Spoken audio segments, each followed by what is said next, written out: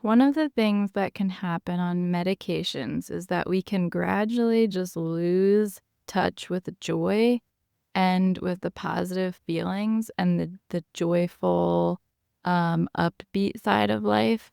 And so if you've experienced that and you're wondering if that's ever gonna come back for you or if that's just part of your personality, please stay tuned because I wanna share with you some good news on that I think will really give you some hope through the hard process of withdrawal. My name's Joanna. I went through a really hard, drug withdrawal process after being medicated for 10 years, and I've come out the other side, and I'm just doing really well, and I love to share my story with others to encourage you through the process that the painful part is not all that there is another side, and it gets so much better. If you'd like to meet with me, just go ahead and check out my website in the video description. I'd love to meet with you and encourage you in your healing, either one-on-one or in groups. So, what I wanted to share with you about today is the loss of joy and just how, when you're medicated, without even realizing it over years, you can gradually lose touch with joy and with feelings of hope, of your creativity, of your spontaneity, sometimes even your sexuality and your relationships, that things can just become gradually more and more dulled over time of being dependent on the medication. And so if that's something you've experienced, just know that that is not you. When you first got on the medicine, it may have not felt that bad. And that's how it was for me. At first, the medicine was like, it brought me out of a really hard time, honestly. And so it felt like it was the deliverance I needed from a severe suffering when I was in a really hard depression. And so the medicine seemed to really work, and I felt like I was back to myself, I was stabilized, and I was able to return to my normal life and functioning. And so to me, I never saw the medication as the problem. And as it was presented to me through the support and help that I got through a doctor and through a therapist, and through like different people in my church, I was definitely encouraged that medicines could be a really good solution to ride out a hard time or even to help with a chemical imbalance or like some sort of issue in my brain where my brain wasn't producing enough of the happy chemicals that would keep me balanced. And so that's how I conceptualized being on meds, was that there was like some kind of chemical deficiency with me, some sort of like emotional disorder or diagnosis that explained, some of what was going on for me, and that the medicine would just kind of come in and like give me that lift of whatever I was missing. And that there wasn't anything to be scared of or concerned about or even threatened by in trusting the doctors or the medications to really give me that help that I needed. And so that was my concept of medication. And so over the years, as I experienced different mental health symptoms after that, I attributed it to my own diagnosis or my own emotional issues or my own environment. And then I would work on those things. And so, like, through counseling or through like trying to do lifestyle improvements or trying to work on my relationships, things like that, I would try to take care of my mental health in those ways. And all the while not realizing that the medication was a hidden factor. And so it was almost like a hidden betrayer is how it felt when I finally realized what was really going on and what was really affecting my mental health. So if you're someone who's believed that, just listen to my other video that I posted earlier about debunking some of those myths. I also have on my website on the resources page, I have a lot of resources of videos or documentaries of debunking some of those myths. But a lot of what I just described is the myths that come with medicalizing mental health and it being promoted for pharmaceutical consumption. So that's some of like the debunking of the myths that happened in my healing process. And so when I first learned that I did not actually have a chemical imbalance, originally, like I was going through a depression, but I don't have like an inherent chemical imbalance. I felt very surprised and like very betrayed that I had trusted the doctors, I had trusted my therapist, and that I had trusted the mental health system and the medical system to take care of my brain and my body and to make me okay by these prescriptions. And so it felt like a major like paradigm shift. I just like had no idea. I thought I was being like so intentional and like proactive about my health and my mental health, and I thought like I was enlightened, you know.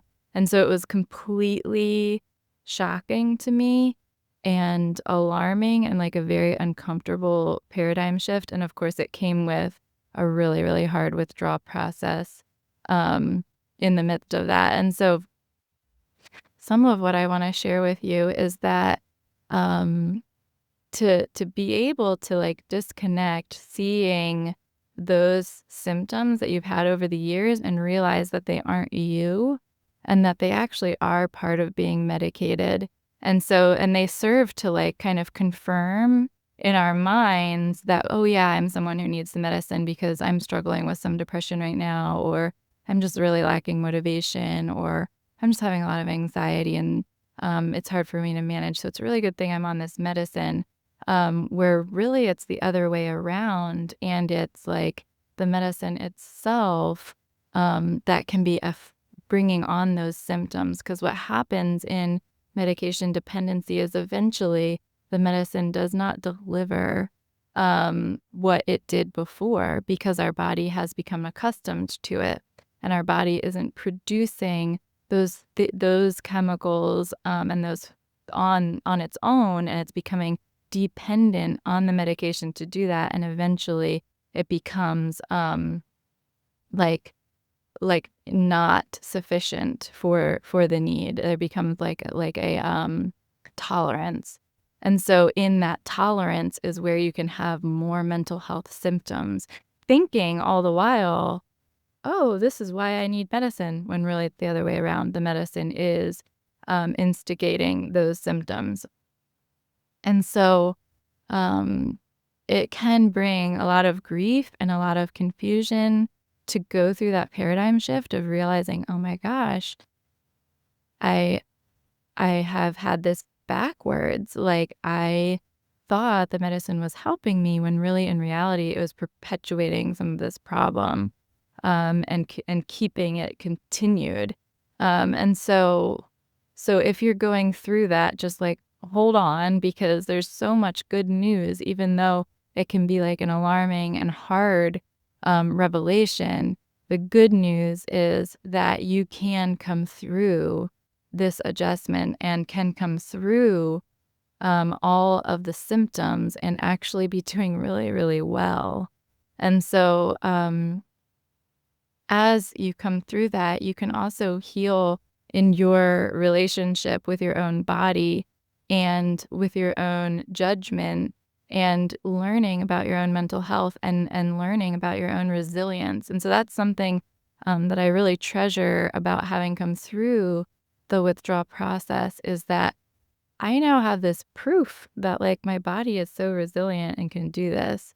And of course, I doubted that so much, and agonized over, like, is that true? Is that real? Like, I don't know. Maybe I'm someone who really needs the meds. Maybe I'm just not okay without them and all of that. But the truth is that um, all of those symptoms that I was going through, all of those things are not evidence that I need to have a medication for life to be okay. But like God has made our brains in an amazing way that we can heal and restore from hardships, from suffering, from negative life experiences, and even from dependency. And so it's just wild to have come full circle and now be on the other side and know that I'm okay in my own brain, in my own body, and that there is no chemical imbalance, and there is no need for the medicines to be okay. And so I just want to offer that story, my story, to you as an encouragement and as hope as you're going through this. And if you're wondering that and feeling confused about what was the medicine and what was you, um, because one of the effects of the medicine is it can be spellbinding, and while we're on it, we may not realize how it's affecting us, and we may not see any of the negative sides of it. And so that can last for a while. We may not like see it as a problem, and some of that is because it's a drug and can have that effect. And some of that is because of the whole mental health and medical system around mental health and what's promoted in diagnosing and prescribing. And so there's a lot of that paradigm that reinforces that idea, along with the spellbinding effect, which can reinforce that idea. And so what you're doing when you're going through the withdrawal process and you're getting off medication is you're kind of like breaking up with that whole mental health system. And what you need is a stronger and more robust understanding of how resiliency works, how your brain works, how your body works, and that you actually can come through hard things and suffering and challenges and tough life experiences or traumas, and come through it and be resilient and be doing well. And actually some of those really like hard pressure points in our life can actually be transformation times. And so the beauty of coming through withdrawal is that you're going to come to a place of freedom, and there's actually great transformation that can be happening in the midst of this, even though it feels like such terrible suffering. That a lot of good can be forged in the midst of suffering, and that could be relational, restoring your relationship with yourself and your body. It can be communal. It can be your relationship with others. For me, I learned more how to open up and share with others what I was going through and like allow other people to help me through. I felt so vulnerable, but it did do something amazing relationally for me to like be vulnerable with some people who were trustworthy, to love me through that really hard process. And so that was really transformative for me. And then also spiritually, this can be transformative because it can force us to look beyond ourselves and to look to God and to reach to God for the help that we can't give ourselves when we're in the midst of so much suffering. And so there can be amazing relational, emotional, and social transformation that happened like in this crucible of suffering. So that is just some of the hope I wanted to share with you today. And also just that your joy can come back in just full bloom. Just all of those positive emotions that just over the years have gotten more flattened. And then through withdrawal, you may be experiencing very, very little. It may be like complete scarcity as far as positive emotions. But I just want to encourage you that can come back into a full flourish as you heal from this and as you come out the other side. I have just been amazed at what it feels like to be alive and present, unmedicated, and just how I experience life so directly now and can experience my feelings in my body, and both positive or negative, and that it's very much attuned to my life and not just like a hovering cloud from the medication effect. And so joy is just such a gift. And it's sort of like waking up from a nightmare, and then you just are like if you've ever had an experience or you had like a nightmare where the person you love the most died, or your house went on fire or something, like really a horrible nightmare, and then you wake up and you're like, oh my gosh, it's not true. And you have that joy of not only the fact that you like your house or, your loved one and you love them, but then the joy of like, they're not actually gone. The bad news isn't of my dream, my nightmare isn't actually true. That's how it has felt coming out of withdrawal. It's been like waking up from a nightmare and just all of that misery being replaced with joy and connection and a restored mind. Just the joy is like double having not had it and then to have it now.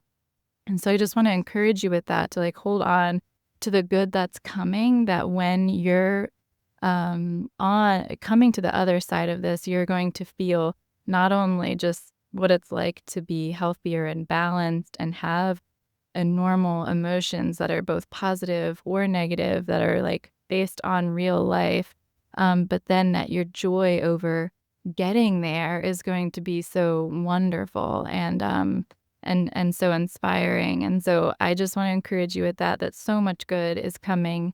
And just feel free to meet with me or connect with me. My link is in the video description. If you're looking for more support, I have one-on-one calls and also groups. But just know I am supporting you and encouraging you through this, even if it's just through these videos, and that this is not all there is. And there's so much good ahead for you as you heal. All right. We'll talk to you soon. Bye.